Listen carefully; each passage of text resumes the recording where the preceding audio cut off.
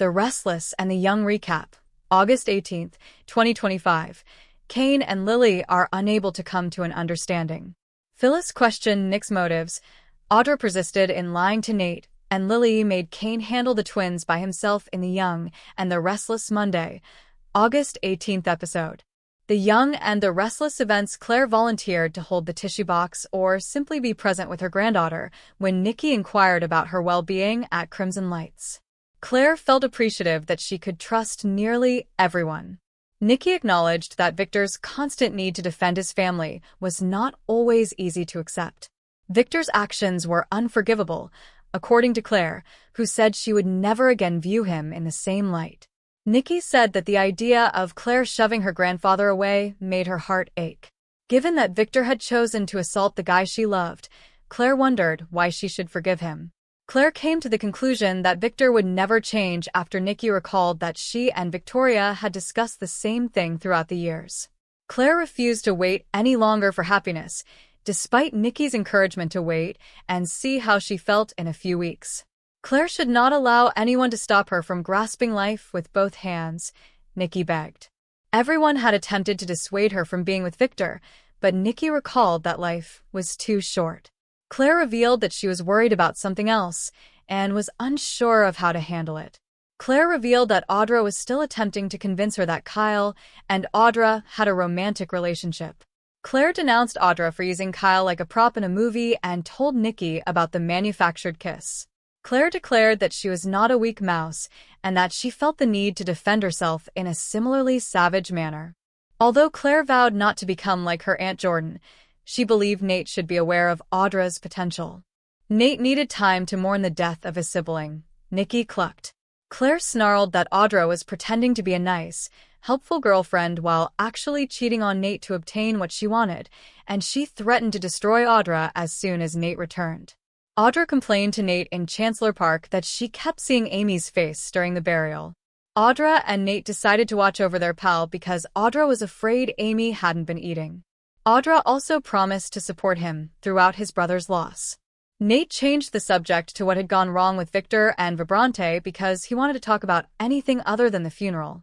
Audra claimed that knowing Victor would always pull the strings had been too much for her to handle.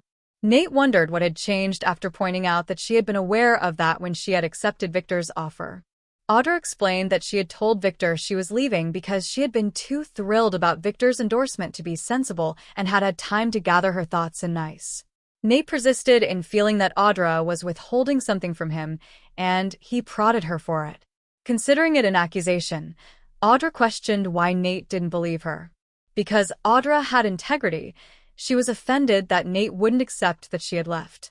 Her becoming defensive made Nate even more certain that there was something she didn't want him to know, even if he vowed he was only attempting to figure out why something felt strange. Audra was annoyed that Nate believed she was too frail to leave Victor. She complained that her self-respect, which wasn't for sale, was the price she paid for Victor's support. Nate was treating her like a sellout who would do anything for $1, which infuriated her. Nate asked whether she was permanently abandoning Vibrante. Audra acknowledged that she would have to let go of Vibrante, but since she would be collaborating with Sally at Abbott Communications, she expected to have new ideas and the financial means to implement them. Audra assumed he didn't approve, and Nate was shocked that she hadn't mentioned it. In order to catch up on what he had missed, Nate asked for a moment. In comparison to what he and Amy were going through, Audra thought her business affairs were trivial. Although Nate agreed with her choice, he was still certain that there was more to it, and he wasn't pleased that she had kept it from him. Lily encouraged Kane to accept her offer on the train as their children were aware that he had misled them about his life as Dumas. Kane maintained that he prioritized being a father and that his career was only one part of his life. Lily insisted that if he abandoned any plans he had in Genoa City, she would assist in explaining everything. He could agree to make her keep her half of the bargain, Kane noted, but he questioned what she would do if he proceeded with his plans nevertheless. Kane suggested that they work out a new arrangement where Lily would give him another chance, but she rejected the notion of a date. It would be as simple for her to lie to him as it was for him to lie to her, he noted. She realized that not everyone saw everything as a trap or deception. The question was whether one of them would give in, and Kane concluded that they were at a standstill. Kane maintained that he and Lily had experienced the once-in-a-lifetime type of love. In response, Lily said bluntly that partnerships perished. She threatened that they would simply go since they were upset with him, but he decided to handle the children alone if they couldn't agree. Kane reasoned that since love was capable of everything, the twins would soon realize that he and they were in love. Holden came in and said he was sorry to have interrupted. Lily insisted on finding out what sort of work Kane had in mind for Holden. Kane stated that because of Holden's excellent work in Los Angeles, he had engaged him to oversee his properties in Genoa City. Holden had worked for Damien, Lily sneered, adding that, if Kane was interested, Damien's burial had been lovely and poignant. Kane expressed regret over not being able to attend. Holden offered Lily his sympathy for her loss. The fact that Kane had rehired Holden after firing him intrigued Lily, who complained that properties still needed to be handled. According to Kane, Damien had only positive things to say about Holden. Holden vowed that he would have done anything for his closest friend, but Kane hadn't killed Damien and Damien hadn't supported him. Holden was cautioned by Lily to avoid Kane and to keep an eye on him if he did. Damien had played a significant role in his life, but Holden had to work, and Kane had always been a fair boss, he thought. Lily spit out that Kane had sparked a great deal of devotion for a man who hadn't revealed his identity or name. They needed a father they could trust, so she wished Kane luck with the children and acknowledged that she and he were at a standstill. She also cautioned that if she spoke with them first, she would be honest with them. Lily went out. Holden said that Kane's irate ex certainly had opinions and expressed regret for his poor timing. Holden was warned by Kane not to ever talk disrespectfully about Lily. Holden stated that no one was aware that he was employed by Kane and that everything was going smoothly with the properties. Holden was told by Kane to include Nick on his list of people he needed to meet in Genoa City.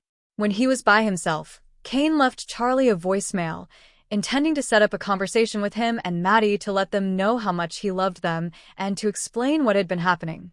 Nick assumed that Phyllis had just been on the phone with Summer when she babbled to him in Italian at Society's bar. Nick hoped that Summer wouldn't relocate Marchetti's headquarters back to Milan, and Phyllis suspected that she had disrupted their daughter's date.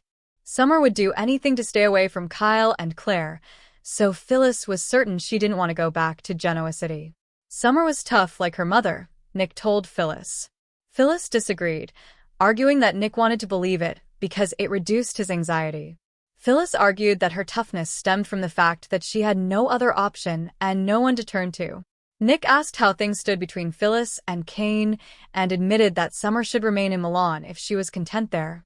Phyllis admitted that Nick detested Kane, but Nick insisted that since they had returned from Nice, cooler heads were in control. Phyllis asked Nick if he wanted to be Kane's friend incredulously. They might be allies, Nick explained.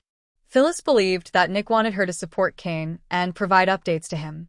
Nick's willingness to forgive and move on from what had transpired in France was laughed at by Phyllis.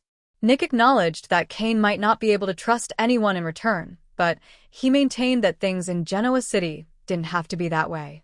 Phyllis acknowledged that she was constantly put to the test by Kane, who never took anything at face value.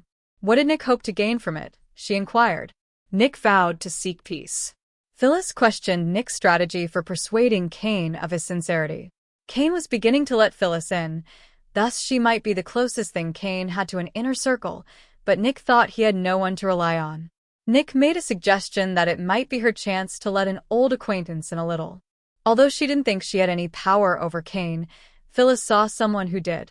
Lily informed Nick that she and Kane had talked about the twins since Newman Media had ensured that everyone was aware of Dumas' identity.